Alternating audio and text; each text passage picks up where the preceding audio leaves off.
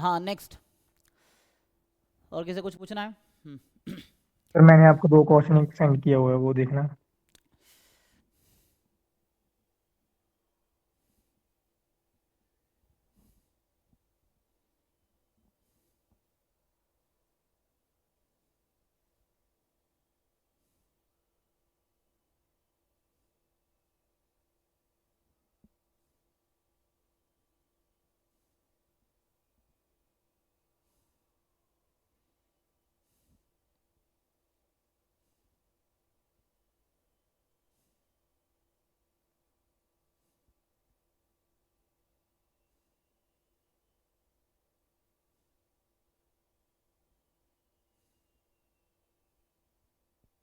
Question कहाँ है आपका? ये अच्छा, तो इसमें जो है ना, ये थिंक बताया था, देखो बता देता हूँ फिर भी, है ना। इसमें जो क्वेश्चन है आपका कि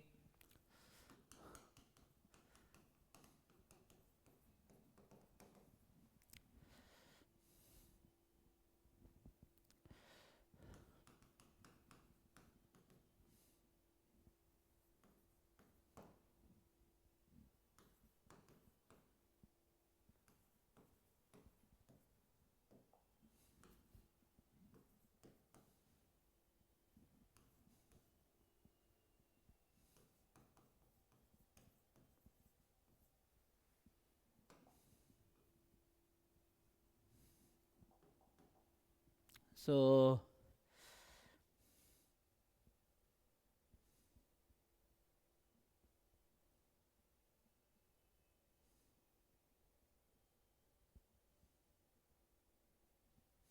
इसमें आपको दे रखा है टी जो है वो समेसन एक्स आई क्यूब है, ठीक है। एंड तो इसका डिस्ट्रीब्यूशन निकालो, क्या आएगा? यहाँ से अगर आप ध्यान से देखोगे ना, तो मान लो y को हम एक्स एक्सपोनेंशियल क्यूब रख थीटा हो देते हैं। जाएगा। हाँ, आवाज आ रही है? गामा इन कॉमा थीटा हो जाएगा। हाँ हाँ, है ना। तो ये जैसे एक्सपोनेंशियल ये थीटा में चला जाएगा, तो ये आपका गामा इन कॉमा थीटा हो जाएगा, है ना। ये चीज़ है। तो मतलब T is kind of summation Y I कह सकते हो आप चाहो तो। समेसन वाई आई, मान लो वाई आई को हम एक्स आई क्यूब कर दीजिए, ठीक है। तो summation Y i, i from 1 to n, जो कि समेसन एक्स आई क्यूब है, इस तरह से, है ना। तो ये जैसे है गामा एन कॉमा थीटा हो गया। अब आप क्या करेंगे कि आपको एच एक्स दे रखा है ना। तो जो एच एक्स है, ये कुछ इस तरह से आपको दे रखा है, एच एक्स 1, तो ये है 1, 0, है ना। सो x1 मोर देन 1, ठीक, एंड 0 अदरवाइज। सो यहाँ पे क्या आएगा?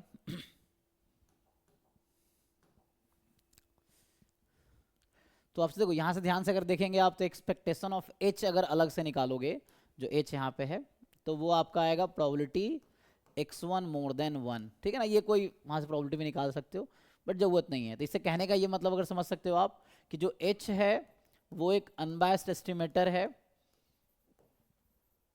This quantity, probability x1 more than 1, ये ना। और ये जो आपको बता रखा है टी जो यहाँ पे है, this is complete and sufficient, है ना। ये जो टी है वो कंप्लीट सफिशिएंट है, और ये आपके पास एच जो है वो अनबायस्ड है। तो यहाँ पे क्या होगा?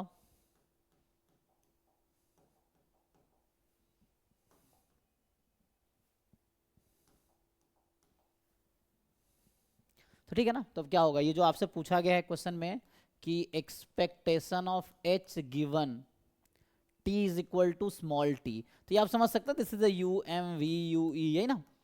लेकिन यहाँ पे पूछा आपको ये निकालना, मैं बस समझा रहा हूँ, u m v u of, है ना, प्रोबेबिलिटी x1 मोर देन 1 है, राइट। जैसे क्वेश्चन का आइडिया ये है आपका, कि आपको यू एम वी यू निकालने, ये निकालने हैं एक्चुअली। तो कैसे निकालोगे? इसमें आप जस्ट कंटिन्यू करो, तो टी आपका ये है ना। तो हम लोग क्या कर सकते हैं, यहाँ से अगर इसको मैं कंटिन्यू करूँ, तो ये होगा प्रोबेबिलिटी, अगर निकालेंगे एच का, तो x1 मोर देन 1 गिवन, थीटा में चेंज कर देंगे। हाँ हाँ हाँ, है ना। सो एक्स आई क्यू बराबर, है ना, टी, यही है। आई फ्रॉम 1 to n, एंड दोनों तरफ क्यूब भी कर सकते हैं। अगर मैं यहाँ अपनी मर्जी से क्यूब कर दूँ तो कोई दिक्कत तो है नहीं, मतलब इसी चीज़ को जैसे x मोर देन 1 है तो हम लिख सकते हैं x cube more than 1 cube, तो वही बात है। तो यहाँ से आपको आ जाएगा probability x1 cube more than 1 given summation xi cube i from 1 to n, this is equal to t।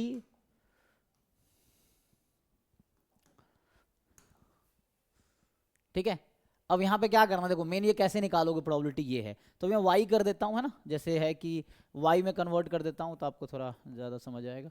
y1 more than 1 given summation yi is equal to t, मतलब जस्ट x क्यूब की जगह हम लोग y लिख रहे हैं, है ना। तो यहाँ पे क्या है,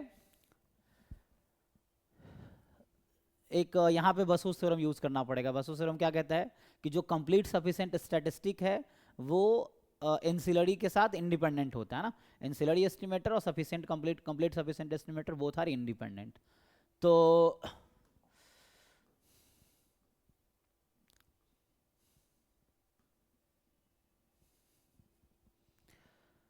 दोनों तरफ क्या करो, डिवाइड कर दो।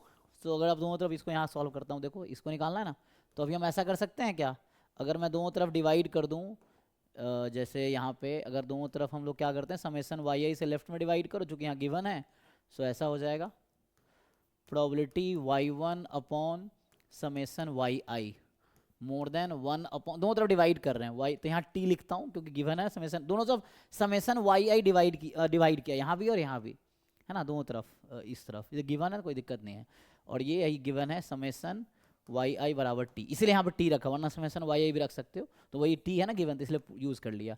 अब ये जो क्वांटिटी है ना, ये एंसिलरी है, आप ये डिसाइड कर लो कि एंसिलरी है तो काम हो जाएगा, क्योंकि यहाँ स्केल फैमिली है ना, ये जो आपके पास है देखो ध्यान से, सो ये एंसिलरी हाँ स्टैटिस्टिक सर, है, वो इंडिपेंडेंट ऑफ थीटा हो जाएगा। है ना। हाँ, तो ये आपका, जिनका डाउट है देखो भाई, डाउट होगा पूछना आप। सो ये एंसिलरी स्टैटिस्टिक है, एंड ठीक है, ये आपका एंसिलरी स्टैटिस्टिक है, और ये आपका कंप्लीट सफिशिएंट है। ठीक है, तो कंप्लीट सफिशिएंट एंसिलरी इंडिपेंडेंट होता है, तो ये एक इवेंट है और ये दूसरा इवेंट है, तो ये इवेंट इससे इंडिपेंडेंट होगा, क्योंकि ये एंसिलरी स्टैटिस्टिक और कंप्लीट सफिशिएंट इंडिपेंडेंट है बाय बसूस थ्योरम। तो ये गिवन कंडीशन हट जाएगी, तो अब आपके पास जो प्रोबेबिलिटी निकालनी है वो ये निकालनी है कि y1 अपॉन, सर एक बार रिपीट करना प्लीज वो। हाँ हाँ, कहाँ, सर एक बार रिपीट करना, जो आपने फिर से बोला एंसिलरी एंड कंप्लीट सफिशिएंट, वो कंडीशन हट जाएगा वो वाला। जैसे मान लो आपने ये पढ़ा है रिजल्ट ना, जैसे आपसे बोलूं कि E and F are independent event, है ना, independent event if and only if probability of event E given F, ये किसके इक्वल होता है, आपको ये रिजल्ट पता है, बताइए। E and F are independent event, तो probability of E given F किसके इक्वल होगा, तो probability of E multiply probability of F. अबे उल्लू, जस्ट E होगा, हो गया काम, ये थ्योरम है, डेफिनेशन है, ठीक है।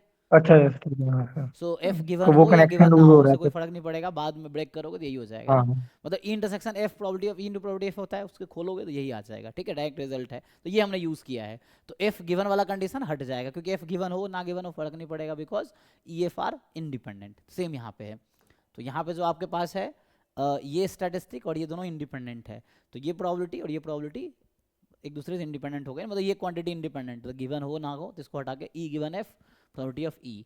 अब इसका डिस्ट्रीब्यूशन निकाल लो, तो गामा का रेशियो पता है आपको क्या होता है, तो उसको ऐसा लिख लो, जैसे ये तो y1 था ना, तो ये आपके पास y1 था, so probability of y1 upon y1 plus summation Y i from 2 to n more than 1/t, ठीक है। सो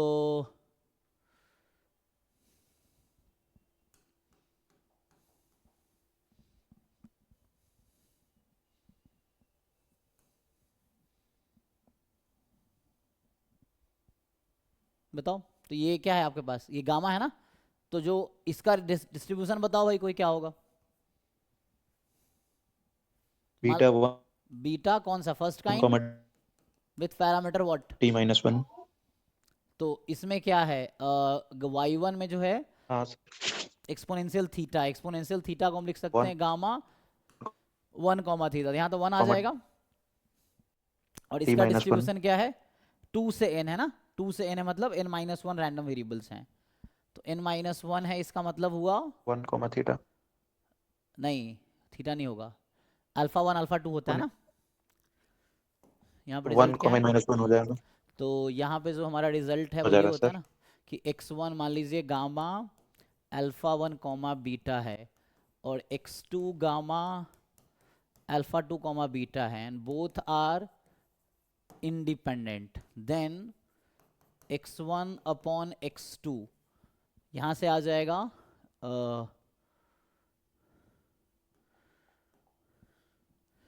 सो x1 अपॉन x2, तो यहाँ से क्या आएगा, बीटा टू हो जाएगा sir beta two beta two alpha ये तो वन बीटा कॉमा 2 अल्फा होता टू है, ठीक है, तो ये वाला beta second kind alpha 1 alpha 2 यही ना, एंड जो मैं यूज करना चाह रहा हूं वो ये है x1 प्लस x2, ये बीटा 1 अल्फा 1 अल्फा 2। है ना, तो ये थ्योरम यूज कर लो, हो गया।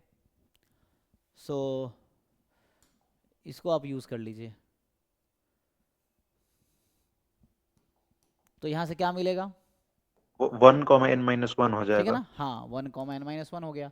तो मान लो इसका कुछ नया नाम रख देते हैं, है ना, कुछ भी नया नाम, प्रोबेबिलिटी निकाल लोगे, मान लो मैं अभी के लिए W नाम रख दूं, तो W मोर देन 1/t। बताओ भाई, इसका PDF लिखो, और उस PDF को मान लो हाँ इसका नाम सर मैंने W हो लिख जाएगा। दिया, ठीक है। सो PDF ऑफ W, जो भी वेरिएबल है ना W ले लो, DW कहाँ से कहाँ तक, 1/t से, बीटा का सपोर्ट 0 से 1 में होता है ना, तो 1 तक। अब ये इंटीग्रेट कर लो, इससे तुम्हारा आंसर आ जाएगा,